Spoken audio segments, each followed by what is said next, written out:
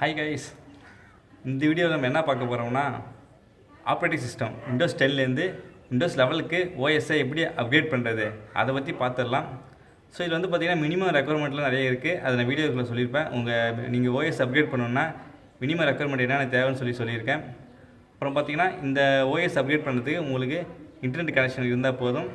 Just ஒரு சின்ன ஒரு டூல் மட்டும் இன்ஸ்டால் பண்ணி இந்த சாஃப்ட்வேர் எப்படி இன்ஸ்டால் பண்ணுவீங்க அந்த மாதிரி தான் வந்து நம்ம ஓஎஸ் வந்து அப்கிரேட் பண்ண போகிறோம்.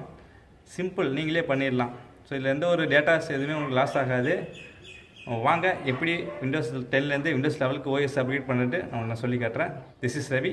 Welcome to network Ravi YouTube channel.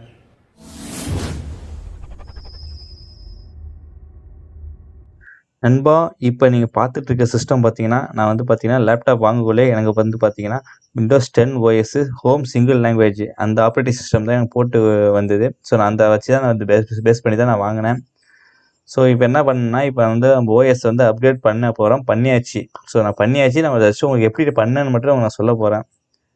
So நீங்கள் வந்து ஓஎஸ் வந்து நீங்கள் வந்து அப்கிரேட் விண்டோஸ் 10லேருந்து அப்கிரேட் பண்ணணும்னா உங்களுக்கு வந்து பார்த்தீங்கன்னா மினிமம் ரெக்குவயர்மெண்ட்டு உங்கள் சிஸ்டம் ரெக்குவயர்மெண்ட்டு மைக்ரோசாஃப்ட்டில் கொடுத்துருக்காங்க. ஸோ நான் ஃபஸ்ட்டு நான் காட்டிடுறேன் உங்களுக்கு. ஸோ மைக்ரோசாஃப்ட் வெப்சைட்லேயே வந்து ஓஎஸ் வந்து சிஸ்டம் ரெக்குவயர்மெண்ட்டை அப்கிரேட் பண்ணது என்ன ரெக்குவயர்மெண்ட்டு தேவைப்படுதுன்னு பார்த்தீங்கன்னா, உங்கள் ப்ராசஸர் பார்த்தீங்கன்னா 1 GHz இருக்கணும். அடுத்து உங்களோட ரேம் வந்து பார்த்தீங்கன்னா 4 GB ரேமாக இருக்கணும். உங்களோட ஸ்டோரேஜ் ஸ்பேஸு 64 அபவாக இருக்கணும். அதாவது பார்த்தீங்கன்னா 64 GBக்கு மேலே தான் உங்கள் ஸ்டோரேஜ் ஸ்பேஸ் இருக்கணும்.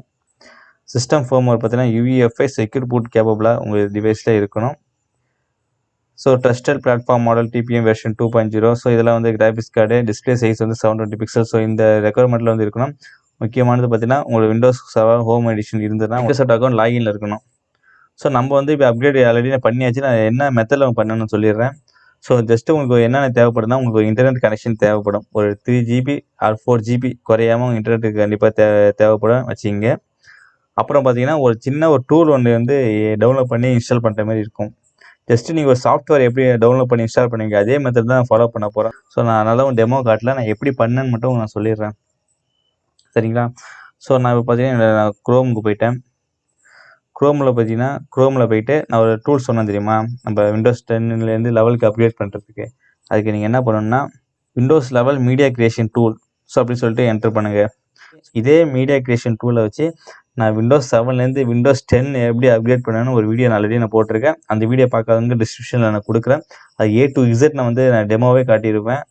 அந்த வீடியோ பார்த்தீங்கன்னா உங்களுக்கு ஈஸியாக இருக்கும். சேம் அதே மெத்தட் தான். இல்லை நீங்கள் எந்த ஒரு சேஞ்சஸ் எதுவுமே பண்ண தேவையில்லை. ஜஸ்ட்டு ஒரு சாஃப்ட்வேரை வந்து அப்படியே ஜஸ்ட் எப்படி இன்ஸ்டால் பண்ணுவீங்க அந்த மாதிரி தான் வந்து இதில் பண்ண போகிறோம். So Windows level media creation tool அப்படின்னு சொல்லிட்டு நீங்கள் சர்ச் பண்ணிங்கன்னா ஃபஸ்ட்டு ஒரு வெப்சைட் வரும், மைக்ரோசாஃப்டோட வெப்சைட்டு. ஸோ அந்த வெப்சைட்டை வந்து நம்ம வந்து ஓப்பன் பண்ணிக்கிறோம். ஸோ இதான் வந்து பார்த்தீங்கன்னா அந்த வெப்சைட்டு. இப்போ பார்த்தீங்கன்னா டவுன்லோட் விண்டோஸ் லெவல். நம்ம இந்த விண்டோஸ் லெவல் வந்து டவுன்லோட் தான் பண்ண போகிறோம். பட் என்ன பண்ணுறோம்னா நம்ம அப்படியே அப்கிரேட் பண்ண போகிறோம். ஸோ நம்ம 2 விதமாக இதில் பண்ணலாம். இங்கே வந்து பார்த்தீங்கன்னா CD இல்லை டிஸ்க்கு இதில் போட்டு நீங்கள் பென்ட்ரைவ் இதேமாரி ஓஎஸை வந்து ஆஃப்லைனில் டவுன்லோட் பண்ணி அதுக்கப்புறம் வந்து பூட்டபிளாக மாற்றி நீங்கள் வந்து இன்ஸ்டால் பண்ணலாம். ஜஸ்ட்டு அது ஒரு மெத்தடு. இப்போ நம்ம என்ன பண்ண போகிறோம்னா அப்படிலாம் பண்ண போகிறது இல்லை. இருக்கிற ஓஎஸை உங்களுக்கு டேட்டாவை எந்த ஒரு லாஸும் இல்லாமல் ஒரு சாஃப்ட்வேர் எப்படி இன்ஸ்டால் பண்ணுவோம் அதே மாதிரி சாஃப்ட்வேர் இன்ஸ்டால் பண்ணி உங்களுக்கு அப்படியே விண்டோஸ் 10லேருந்து விண்டோஸ் 11க்கு வந்து அப்கிரேட் ஆகிடும். ஸோ அந்த மெத்தட் தான் நான் ஃபாலோ பண்ணேன். எனக்கு வந்து விண்டோஸ் லெவலுக்கு வந்து அப்கிரேட் ஆகிடுச்சு. ஸோ நீங்கள் என்னங்க ஒன்றும் பண்ண தேவையில்ல. இங்கே வந்து பாருங்கள் விண்டோஸ் லெவல் இன்ஸ்டாலேஷன் அசிஸ்டன்ட் அப்படின்னு சொல்லிட்டு ஒரு ஆப்ஷன் இருக்குது பாருங்கள். ஸோ இதில் வந்து பார்த்தீங்கன்னா டவுன்லோட் நவ் அப்படின்னு கொடுத்துருங்க. கொடுத்துட்டிங்கன்னா உங்களுக்கு விண்டோஸ் லெவல் இன்ஸ்டால்னு ஒரு EXE ஃபைல் வந்து உங்களுக்கு டவுன்லோட் ஆகும். ஸோ அந்த EXE ஃபைலை வந்து நீங்கள் டபுள் கிளிக் கொடுத்து ரன் பண்ணிங்கன்னா உங்களுக்கு மைக்ரோசாஃப்டோட அக்ரிமெண்ட் வந்து டேர்ம்ஸ் அண்ட் கண்டிஷன் வந்து அக்செப்ட் கொடுக்க சொல்லிக்கும். ஜஸ்ட்டு எப்பயும் போல் சாஃப்ட்வேர் இன்ஸ்டால் பண்ண கூட கொடுப்பீங்களே அதேமாதிரி அக்செப்ட் வந்துட்டு ஓகே மட்டும் கொடுத்துருங்க. அப்படி ஓகே கொடுத்துட்டிங்கன்னா ஒரு மொத்தம் 3 ஸ்டேஜ் இருக்குது. ஆட்டோமேட்டிக்காக என்ன பண்ணும், அடுத்தடுத்த ஸ்டேஜ் வந்து ஆட்டோமேட்டிக்காக டவுன்லோட் ஆகிடும். நீங்கள் வந்து எந்த இதுவும் பண்ண தேவையில்லை.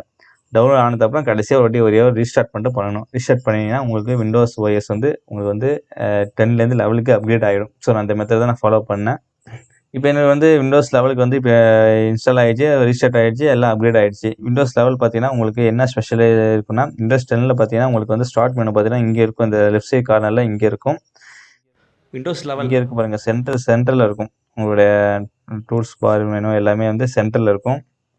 உங்களோட ஒய்ஃபை நேம் பேட்டரி சிம்பிள் எல்லாமே வந்து வேறு மாதிரி இருக்கும். இப்போ ஒய்ஃபை கிளிக் பண்ணால் அந்த விண்டோஸ் 10ல பார்த்தீங்கன்னா, மேல வந்து வைஃபை வந்து டைரக்ட்டா வந்து எல்லா என்னென்ன வைஃபைல இருக்கோ எல்லாமே காட்டும். இது வந்து பார்த்தீங்கன்னா, தனியா அந்த வைஃபை கிளிக் பண்ணிட்டு வைஃபை சிம்பிள்லாம் பாருங்க. இங்க ஜஸ்ட் ஏரோ மார்க் இருக்கு பாருங்க. அதை கிளிக் பண்ணா மட்டும் தான் உங்களுக்கு வைஃபை என்னென்ன டிவைஸ் வந்து அவைலபிளா இருக்கு அப்படின்னு சொல்லிட்டு காட்டும். ஸோ என்னோட டிவைஸ்ல வந்து அவைலபிளா இருக்கு. நெறைய சேஞ்சஸ் இருக்கு. இப்போ ஸ்டார்ட் மெனு பார்த்தீங்கன்னா, இங்க ஸ்டார்ட் மெனு அழுத்தினா உங்களுக்கு வந்து சென்டர்ல வரும். இங்க பாருங்க சென்ட்ரல் வந்து வருது உங்களுக்கு. ஸோ இப்போ அடுத்து வந்து பார்த்தீங்கன்னா, செட்டிங்ஸ்லாம் பார்த்தீங்கன்னா உங்களுக்கு